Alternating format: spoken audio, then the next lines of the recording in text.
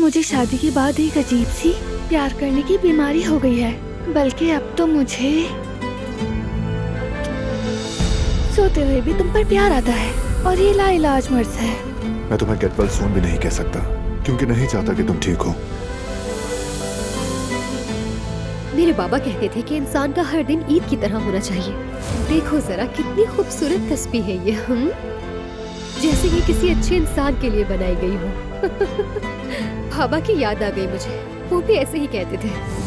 अब बस मैं फराज को जल्दी से अपने सीने से लगाना चाहता हूँ, उसे बताना चाहता हूँ कि मैं उसका चचा नहीं बल्कि उसका बाबा हूँ, बाप हूँ उसका। मैं तुम्हारा बाप हूँ बेटे।